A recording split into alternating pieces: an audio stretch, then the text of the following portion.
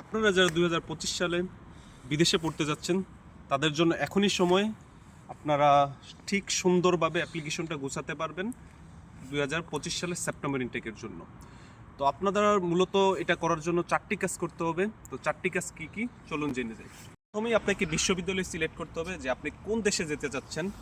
তো সে দেশের বিশ্ববিদ্যালয় অনুযায়ী সে দেশের বিশ্ববিদ্যালয়ের রিকোয়ারমেন্ট অনুযায়ী আপনাকে প্রস্তুতি নিতে হবে যেন আপনি কখনো কোনো একটা ইনফরমেশন মিস না করেন। তো এজন্যই সবসময় 4 থেকে 5 মাস আগে, অন্তত 6 মাস আগে বিশ্ববিদ্যালয় আবেদনের জন্য প্রস্তুতি নিতে হয়।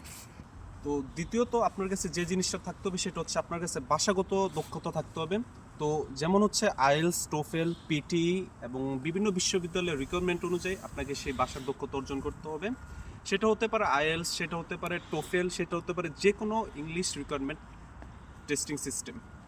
এবং তৃতীয় হচ্ছে আপনার প্রয়োজনীয় ডকুমেন্টস। তো প্রয়োজনীয় ডকুমেন্টসের মধ্যে যেমন রয়েছে আপনার এডুকেশনাল ডকুমেন্টস, যারা ব্যাচেলর পড়তে যাচ্ছেন তাদের জন্য হচ্ছে এসএসসি এবং এইচএসসি ডকুমেন্টস, এবং যারা মাস্টার্স আসতে চাচ্ছেন তাদের জন্য হচ্ছে ব্যাচেলর ডকুমেন্টস। তো এই প্রয়োজনীয় ডকুমেন্টসগুলো আপনারা খুবই তাড়াতাড়ি সংগ্রহ করে নেবেন যারা 2025 সালে আসতে চাচ্ছেন বিশ্ববিদ্যালয়ে পড়াশোনার জন্য, বিদেশে উচ্চশিক্ষার জন্য। যখন আপনার সব প্রয়োজনীয় কাগজপত্র একত্রিত করে ফেলতে পারবেন আপনি, তো সর্বশেষ হচ্ছে আপনার ভিসার জন্য আবেদন করবেন। তো ভিসা আবেদন করার আগে আপনার আরেকটি কাজ করতে হবে, সেটা হচ্ছে আপনার ব্যাংক স্টেটমেন্ট রেডি করতে হবে এবং আপনার স্পন্সর কে হবে সেগুলো রেডি করতে হবে।